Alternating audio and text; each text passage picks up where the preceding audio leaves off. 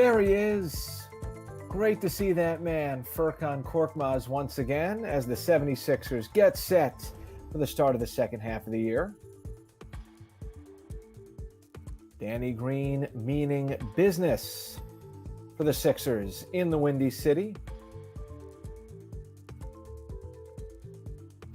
And then always a man in dapper apparel with great swag, none other than Tobias Harris. Some shots of the squad leaving the team hotel in Chicago, where the Sixers begin the second half of this unprecedented NBA season tonight. How you doing? Hope everyone out there had a nice couple days without basketball. Maybe you filled your time watching the Delaware Bluecoats. Maybe you binge watched something. I don't know. Lauren Rosen, what did you do? I spent some time writing about the Sixers' big energy chain. So if you guys haven't seen that feature, definitely check out my feed, check out the Sixers feed, Sixers.com. It's right on the front page. That was a really fun story to work on over the break. Of course, didn't get to watch our All-Stars the way that we were hoping we were going to, but nice to slow down the pace a little for a couple days and crank that feature out. Yes, and that brings us to tonight. No Joel Embiid, who had 50 points the last time the 76ers played the Chicago Bulls. No Ben Simmons either. Perhaps Joel comes back as early as tomorrow when the Sixers wrap up this road back-to-back at Washington against the Wizards. So this will be a test line for the Sixers right off the bat. Obviously, they haven't played in a little more than a week. Last we saw them, that triumphant, feel-good, great win over the Utah Jazz in overtime at the Center. What a statement that was for the Sixers going into the break. But yeah, tonight they're missing their two All-Stars who unfortunately didn't get to play in the game. The good news is that Doc Rivers, who did coach in the All-Star game, did not lead practice yesterday because he was under the weather, is going to be out there tonight. Yes, indeed. I guess if we can't have Ben and Joel, it's lovely that we at least get to have Doc feeling better. And of course, that was a non-COVID related illness, but good to hear from Doc prior to tonight's game. And they'll be relying on Tobias Harris quite a bit tonight, Seltz. Doc jokingly said what when you asked him about Tobias? He said he hopes he goes and gets 50, but then Doc clarified afterwards that he wants Tobias to be Tobias. If Tobias gets 50, great. I'm sure he can, but it would be great to see him just be consistent, strong, steady, and a leader for this team. And hopefully that'll give the Sixers just enough juice to get over this Bulls team for the second time. We're going to hear from Danny Green and Dave Yeager, one of the Sixers assistants who filled in leading yesterday's practice after the Sixers got to Chicago a little bit later on in the show in our Inside Access segment.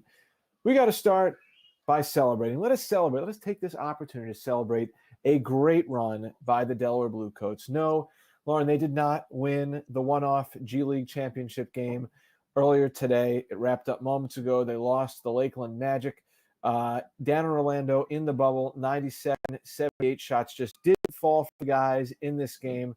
But it was a fun run the past couple of weeks, seeing what Delaware was capable of doing.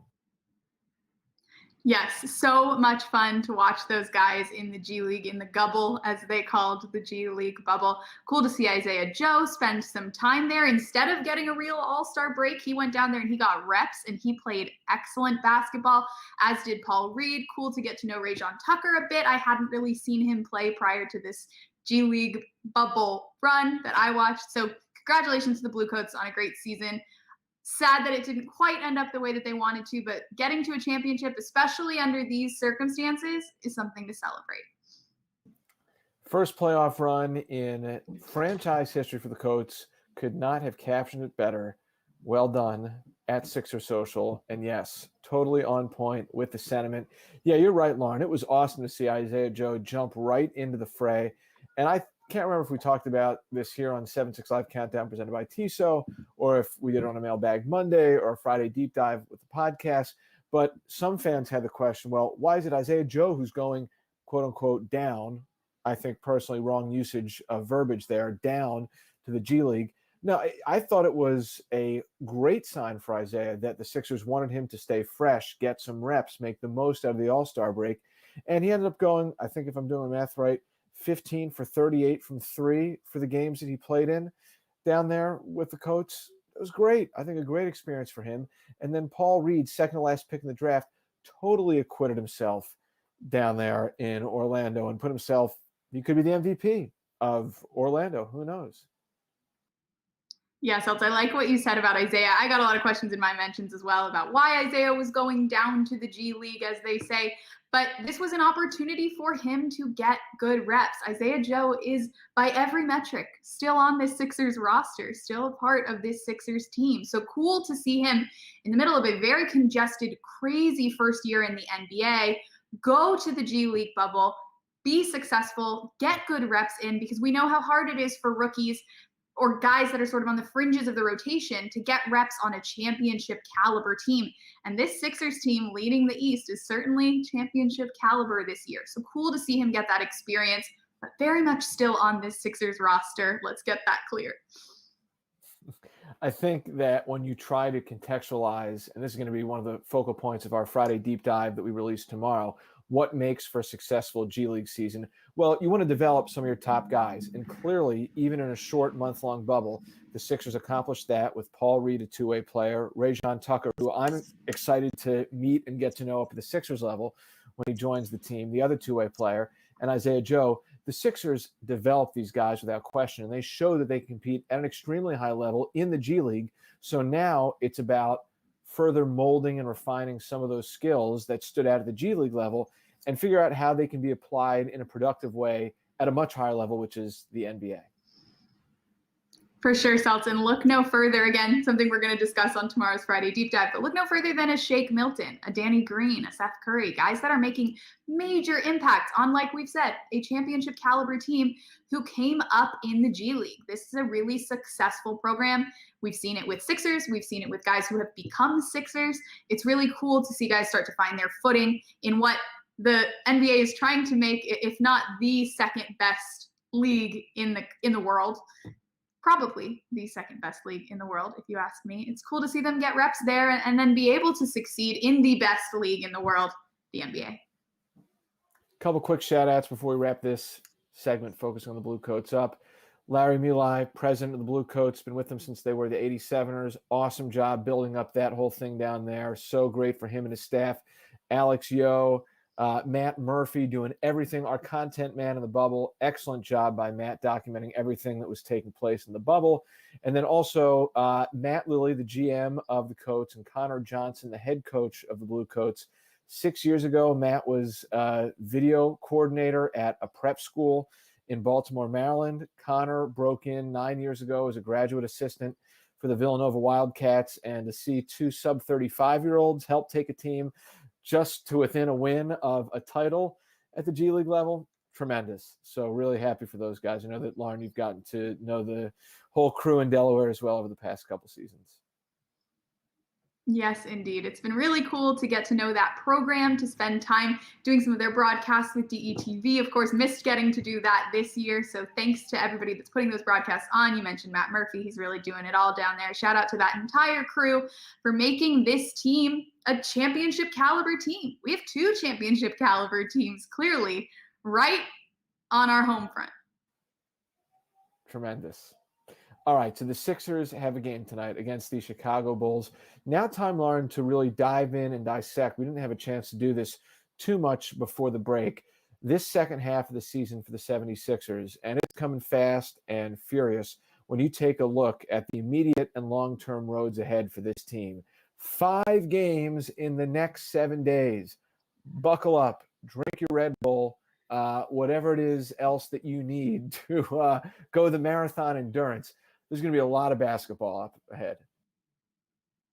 I worry about health. It's something that Doc Rivers says a lot. He's concerned, of course, about health and safety protocols, which if you're just joining us or if you weren't up to Sixers news over the last few days, Ben Simmons, Joel Embiid, both out of tonight's game due to health and safety protocols. But Doc Rivers is also worried about physical health. When you're playing 5 games in 7 days, that's not something NBA players are used to. It's late nights, it's travel. It's really interesting. It's going to be interesting, rather, to see how these guys cope with a schedule like this.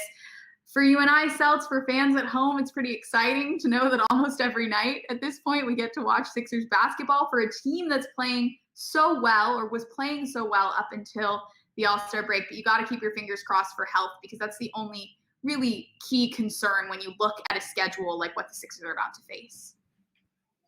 And you bring up a great point, Lauren, because the Sixers really were playing great before the All-Star hiatus. They had won 6 out of 8 games. They rebounded from that tough loss against the Cleveland Cavaliers with back-to-back wins against Indiana, and then, of course, defeating the best team in the league right now in terms of record, the Utah Jazz. So I thought the Sixers went into the All-Star break on a terrific note. Joel Embiid is considered, I think at this point we can say this, if you read and listen and watch what people are saying, or if you study some other things with perhaps some odds attached to it, Joel Embiid is considered the front runner right now for the MVP award. He went into the All-Star break on a great note. So they don't have him tonight, but I think these are just fun subplots to look forward to as the second half of the season began, as we look back at some of Joe's buckets against Chicago the first time around when he dropped 50. Listen, I think something else, Lauren, is that we have a whole new dynamic in the regular season in that there's going to be a play-in game between the 8 and 9 seeds from each conference. And how is that going to affect the desperation and the urgency that some of these teams that are hovering around the bottom part of the top 8 or within close range of that, how are they going to approach the second half of the season? It's interesting, Seltz. A team like the Chicago Bulls has a lot to prove in this second half. Maybe a team that not so many people saw in the playoff race, but very much now in the playoff race. There are a lot of teams sort of on the bubble. The Sixers, of course, considered in that top upper echelon of the Eastern Conference of the NBA. But with this play-in tournament, there's an even bigger group fighting to get into the playoffs than what we're used to. And it'll be interesting to see what type of punch those teams, like the Chicago Bulls, like the Washington Wizards tomorrow, will bring when they play teams like the Sixers. Yeah, and then the Sixers have the Spurs on Sunday back at home, the Knicks as well. These are all teams that are either going to be trying to fight for the 9 or 8 spot or try and get out of the way of the 8 spot. Because that's the thing. I think you're going to have one group of teams that's trying to get in, and then there's going to be the other group of teams that are in the middle trying to avoid having to be in the play-in game. And then, of course, the teams above them fighting for home court advantage. So everybody's got something Right. to fight for. I love this play-in tournament system, Seltz. I think it puts a lot more at stake in those last few games of the season where I think we're a little bit used to, if you're not, of course, playing for a home court advantage or fighting to get into the playoffs, the last few weeks of the regular season end up not feeling quite as intense as maybe we'd like them to be. That is not going to be the case with this system, and I'm looking forward to seeing how it shakes out. Likewise, Doc Rivers, meanwhile, has his eyes focused on the big picture as far as what the format and the intensity and condensed amount of games contain in the second half of the schedule for the Sixers. Here's what Doc had to say about it on All-Star Sunday when he was down in Atlanta. I would say not the way I wanted it for our team, being so young. We are really young when you actually look at the guys that are playing, and to cut off practice time for a young team is usually not good as you've been around. But we're going to have to make do. And I talked to our team about it before the break. We had a long talk about it and how we're going to try to use our shoot-arounds as practices. But I don't know. It's a lot of games, a lot of back-to-backs. I think there'll be missed games by guys. And health. So I'm worried about all that. We often talk about health and protocol. Health and protocol is rest too and play. And so, I'm concerned a little bit about it. I'm concerned for our team a little bit as well. Some frank, transparent comments from Doc Rivers. That was down in Atlanta when the All-Star game was being played on Sunday. I think, Lauren, the thing that jumps out to me is the stretch the Sixers have in the second half when they're going to be spending, this isn't games, but spending roughly 20 out of 23 days on the road from the end of this month into the beginning of next month. Yeah, that is a crazy, crazy stretch. Again, not something that these teams are used to. Traditionally, a 4-game road trip is a pretty long road trip. Now spending 5, 6, sometimes 7 games for teams out on the road, it's a lot. And I'm curious to see how the Sixers will embrace the challenge. Luckily, it's a group that really enjoys one another. They enjoy spending time together. I could imagine those trips being even harder if you don't enjoy your colleagues, but luckily that's not something this team has to worry about. I'm curious to see how they embrace that type of competition. The first big road trip this team is going to go on after they get home from this back-to-back. They start on the East Coast. They go to the West Coast, do a full West Coast road trip like what we're used to, then come back to the East Coast before they come back to Philadelphia. That's a lot. And I'm very curious to see how that goes for these guys. I honestly don't envy them. It's a lot of travel under strange circumstances. So it'll be interesting to see sort of what goes down. Speaking of strange circumstances, there was one yesterday when the Sixers got to Chicago. Good segue, Celts. I love it. I got to catch up with assistant coach Dave Yeager, who stepped in for Doc Rivers when he wasn't able to coach last night due to a non-COVID illness.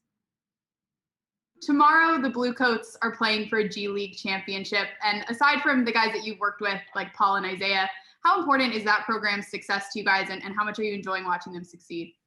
Oh, Lauren, it's terrific. Those guys that have been in our program, and also the opportunity for everybody else. And to me, it helps build your program and the depth as you're developing players. I don't think there's any better opportunity than very meaningful games. And so now, after they've played their season, quote unquote, in the bubble, and then to play win or go home game after game, and now to be in the finals, I couldn't be more proud as a Sixer, but also somebody who spent 10 years in the minor leagues, and to have that coaching experience, assistant coaching, and then head coaching experience, to be in those playoffs, and to certainly for championships at any level is very special. So I think for those guys to get those opportunities is fantastic for them, their team, and then also our organization. And then looking more at the group that you're working with on a day-to-day basis, just because we don't get the opportunity to hear from you all that much, what's the first half of the season been like working with Doc and working with this roster of players? Oh, it's been on the really good. It's been on the run because of COVID, and we're trying to personally move in, and I was in South Dakota, and so that part of it has been interesting. But I mean, first class organization, first class front office, first class head coach, and we have a first class roster, in my opinion. And you can see what you see from on the outside until you're in it. I haven't been able to work with Doc before, but I have certainly coached against him and have a relationship with him. So it's been terrific and relieving, and it's definitely different for me making suggestions than decisions, and I've enjoyed it greatly. I've enjoyed our guys. We have a talented group, and they're still young, and they're still getting better. So I think the best is in front of us. Hey, Danny, as the Bluecoats get ready to play for a G League championship, how excited are you for those guys to have that type of experience, and how much is their success on your mind right now? We're watching. We're excited about it. We love to see our guys, Zay, Paul Reed, and obviously other guys too. But we're watching our guys and seeing how well they're doing. Then to get an opportunity to win one, especially being in the bubble, they're winning it for a good reason, to grow, learn, but also achieve something. So we're excited about it. We know what it could mean for them and for us. But yeah, we keep very much in tune with what's going on down there. And then looking ahead at your own task at hand, after a few days off, how are you feeling about embracing this marathon of a second half that's starting tonight? I think we're in a good spot. Myself individually, I'm always motivated. I don't need any extra motivation. But it's not the best way to start the break without two of our all-stars, basically, with teams that are very capable of beating anybody in this league. So, but we're in a good space mentally. We know we got to get some rust off. We came out today to get up and down a little bit. We know that the first couple of days, first couple of minutes is going to be ugly. We just got to, play hard, communicate, and get through it, and hopefully get back into rhythm and shape sooner than the other teams. Danny Green, thanks so much. Love a good interview medley, not only hearing from assistant coach Dave Yeager, but Danny Green as well. And I appreciated the way that they both were really rooting for the Bluecoats. Of course, those interviews took place prior to the game, but cool to know that they are so invested in the Bluecoats team. Congratulations once again to those Bluecoats who did play in a championship game today. Yeah, I mean, Danny Green, one of several 76ers, along with Shake Milton and Seth Curry, who put in substantial time in the G League, even when it was the D League, to go on and have a lot of success at the NBA level. And then also, as Dave Yeager, he alluded to this and kind of modestly brushed over it in his interview. But if I'm not mistaken, I think he won 3 championships at the CBA level when that league was still around, and then 1 title when it was the D League at that point in time. So there's clearly a lot of merit and value to what the Bluecoats were able to experience inside a successfully run bubble in Orlando. So I liked hearing from those guys as well. Great perspective all around. Yes, indeed. I'm with you, Sal. It's always a pleasure to hear from Danny, and cool to hear from Coach Yeager, who we don't hear from often these days. I know. Great to hear a little alternative voice, if need be, and stepping in when Doc was a little bit under the weather.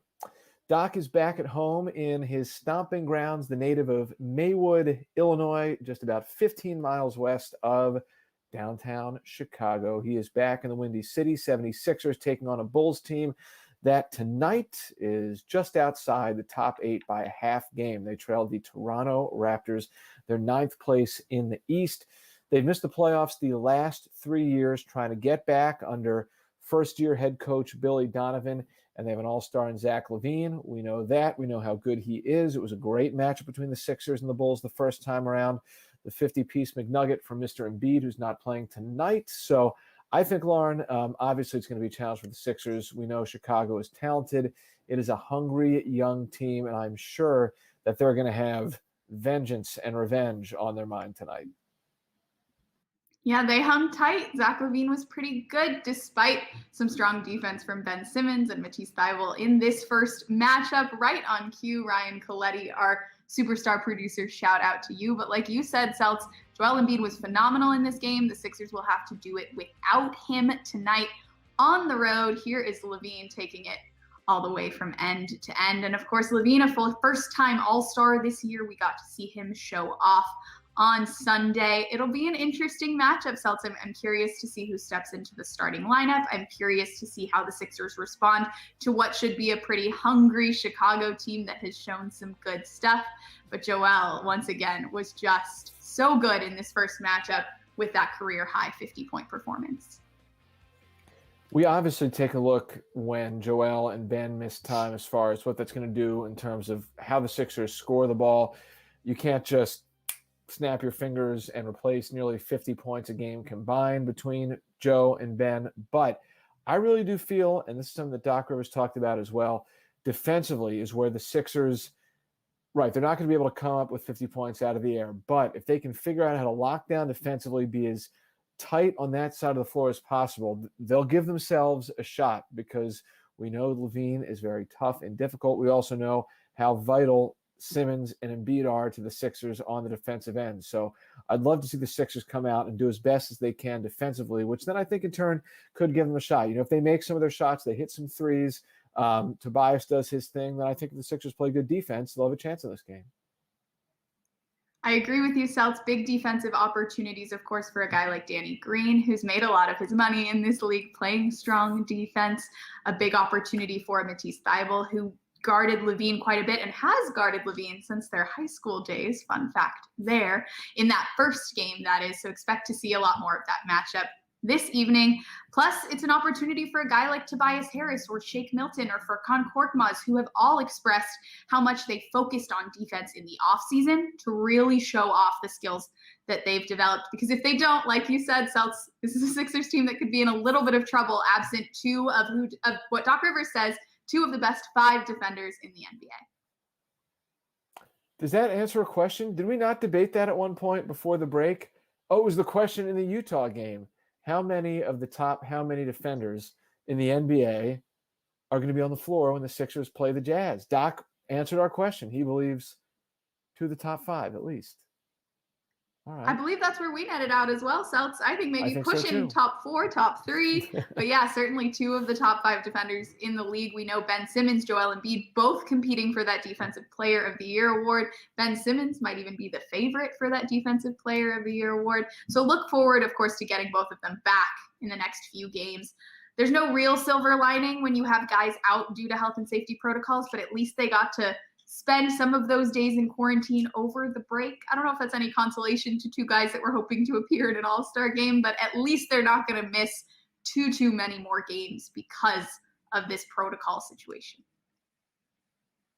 Well, wouldn't you know, Lauren, it is that time as I take out my Tissot Chrono XL watch. Maybe you can check your watch and see if it is that time. It does appear to be that time, Celts. I can confirm. Time, of course, for the Tissot keys to the game. Lauren, get us started. I will do just that. So my key to the game was show off Tobias Harris. And I asked Doc Rivers how he's hoping Tobias Harris will play as a primary offensive option without Ben Simmons, without Joel Embiid. And while it would be great to see him score 50, we saw him score 36 in that Utah game without Joel. It would also just be great to see him play solid, consistent basketball, show that leadership, and lead this team across the finish line with a win. Love it. All right. I took a little Here's what too I say long. about tonight. No. I think you were good. Perfectly on point. We can stretch it sometimes when it's a good key. Listen, I think for me tonight, it's very simple. Personally, I'm not putting a lot of stock into whether or not the 76ers win this game. Maybe not even the next game. I know Brooklyn's right on their heels. I get the number one seed's important. For the guys who are playing, just get back into a groove. Like Danny Green talked about, it might be a little bit ugly at times. Just get your rhythm back. I think ultimately health and talent for the Sixers will prevail, but just get back into a rhythm. Find yourself. That's what I'm looking for tonight. I am with it. They certainly had a good rhythm going into the break, so hopefully they'll be able to find it quickly once again. I love your keys, Seltz. Those were the Tissot keys to the game programming reminders. We're going to be back tomorrow with another installment of 7-6 Live Countdown presented by Tissot, and the 76ers wrap up this back-to-back on the road against the Washington Wizards. Also around lunch tomorrow, check your feeds on the 76ers Podcast Network.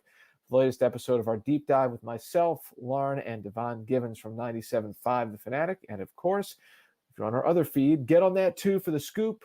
You're going to have a recap of tonight's game. Maybe you need to go to bed early. Totally understandable. Get a recap of the game, all the news and notes in 5 minutes tomorrow. Just subscribe to the scoop. That's what you got to do.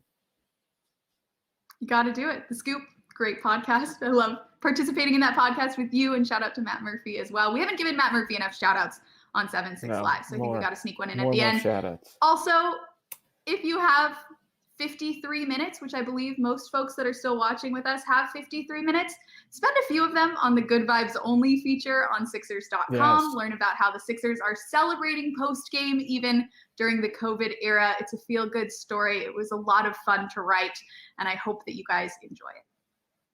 Here's what we're going to do. On tomorrow's show, we're going to get a graphic or some photos of the energy chain. We got to show off the big energy chain. We can talk about this piece some more.